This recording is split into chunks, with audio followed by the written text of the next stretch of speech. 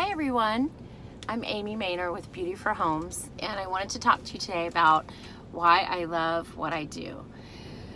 It all started around 26 years ago. I started working as a producer for HGTV. There were several shows that I worked on. One was called Company of Animals, the other was called All in Good Taste, and I also produced specials, one of them called Buy, Sell, Move, that ran for I think 8 years on HGTV. I wanted to share with you today how my former career and really everything in my whole life prepared me for what I do now and why I love it. So I'll try to be more brief. This is my second take. I thought it was getting too long before. Well, I grew up in a family business that does film and television. And so I always, at some point in my life, either had the opportunity to work as a child model, not a big deal, mostly newspapers. I got to participate in the operettas in town, and I danced. I was not an excellent dancer, but I was more of a, I guess you would call an entertainer. We got to be part of the Nutcracker Ballet. Anyway, that is going way too far back. So I'll fast forward to, I went to Florida State University and got a degree in marketing and public relations, and I did a minor in art history. And I also was involved in student government and really involved in student government. And I had the opportunity to work with a lot of different people groups and was able to initiate some things on campus and even in the state. When I graduated, I was able to start a nonprofit organization, and that is something I'm very proud of. And I really enjoyed working as a television producer. Some of the challenges, it was exhausting, yes, and I had to travel a lot, so I wasn't home very often. But what I loved about doing this was every week, every day was different.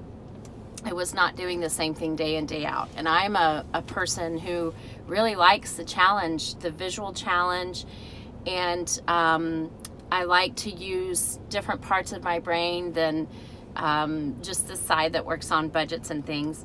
And so what was great about doing these shows was we had a set budget. We had a set amount of time to complete it.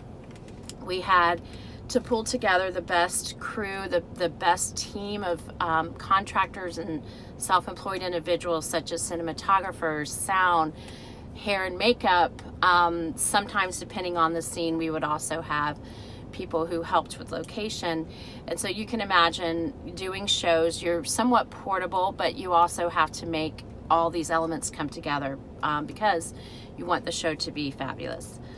So my role was to work within the budget. My role was also to keep everybody happy. I was the first one there, the last one to leave. But I loved working with the people who were on the other side of the camera. I wanted to make them feel comfortable. I also wanted to make their homes. Oftentimes we would film in homes or different farms. We filmed all over the place, really. Had some incredible opportunities with that. But I loved working with people, helping the individual to look great, to help them hone what they were going to talk about, but also staging the environment around them so that everything that was seen within the screen looked both functional and beautiful. This was something I had no idea was going to help prepare me for the job I have now. I love working as a redesign consultant. I love working as an advocate. I love helping people start the process of taking this big idea and this big vision and turning it into something they can really do. That is something I really enjoy doing. When I could no longer be a film and television producer because I had my first child, and working as a TV producer is really honestly 16 to 18 hour days. Like I said, the producer is the person who just glues everything together. You make sure the location is right. You make sure you have all your permits lined up. You have basically every aspect of it covered. And I want to give a shout out to Joan McCord, who actually trained me as a producer, and she's still one of my great friends today.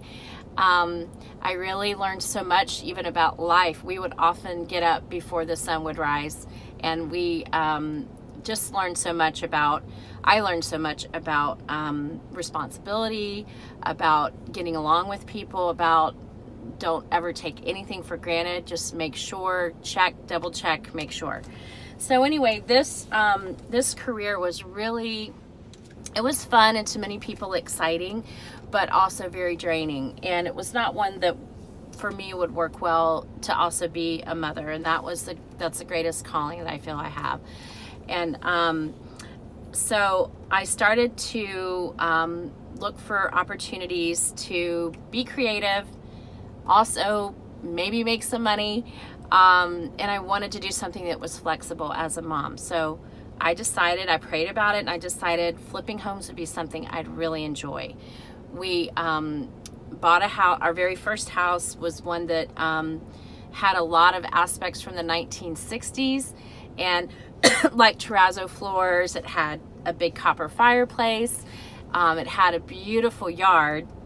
And we fixed it up and just did everything we could to add some value to it. But when I look back now, it makes me laugh because it's probably not a house I would choose if I had to go back and do it all over again. So what I wanted to say is how my past career, my past experiences prepared me for what I do now. My husband and I started flipping homes, and we did our first one somewhere off of Merrill Road. It was a kind of a quiet neighborhood, and probably an older couple lived there, and we worked tirelessly, he and I both. Probably my son was on the backpack, and we did everything we could to make this house beautiful, and we sold it right away, and we were so excited. We made $10,000. To us, that was big money when we started this process. And of course, we did not take into account our own time, our gas. And so it was a great experience, and it led to many, many other wonderful flips. I found often that the houses that were in a great area that was either condemned, or a house that was in foreclosure, a house that really nobody else wanted but had the potential to be beautiful, that caught my eye. And so I think I've always had a desire to take something existing and make it beautiful again. In fact, maybe more beautiful than it was before. I am more drawn to that than even new construction, because there's also a part of me that I don't want to just cut all the trees down and just build something new. I want to take what God's given us, or a house that has a history to it, or has some really interesting aspects to the lot that are mature, and find ways to make this house beautiful. And so that's why I love flipping homes, and why I hope I will never stop flipping homes. This is something I truly enjoy, and I love the thought of getting a house up to beautiful standards, making it better than before, and knowing that a family or a couple, or even an individual is enjoying this home and enjoying all the benefits of what we did. So what I do now, it took me a while to, I was asked for a long time to help other people in their journey to do home renovations, because flipping a home is very much like producing TV shows. Well, if you do it right, you have a set budget, you have ideally a set amount of time, and then your challenge is to make something both functional, such as all the information's there, and beautiful. And that's the way you get a home sold quickly, is you meet as many of those criteria as you can. And then I also started to stage my own homes, and that's where I fell in love with staging. So after doing flipping homes for about 15 years, I had a number of people ask me, would you please help as a consultant? Would you please help this family or that family too? People would call me, and I would say, no, my husband's the only partner, or the people that I would work with. So I started about 7 years ago to take the knowledge I had, most of it being what not to do. I learned so much in the process of flipping homes, because let me tell you, when you make a mistake and it's your own money, you probably will not make that mistake again. I just have learned so much that I could never have learned any other way. Learning how to work with contractors, learning how to get things done more efficiently and more quickly. And so what I do now as an advocate, I work in home redesign.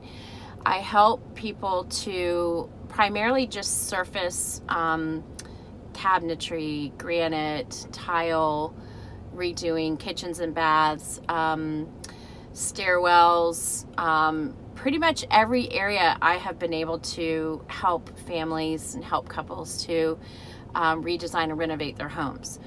The part that I have learned the most is how to take your vision of what you ultimately want and to break it down into an actual budget and a strategy and order of priority, and to help families to get everything done the way that they want, ideally right within the budget, and to take on these projects as if they were my own flip. This is what I enjoy doing greatly. I love working with my clients. I count them as friends when we are done with the projects.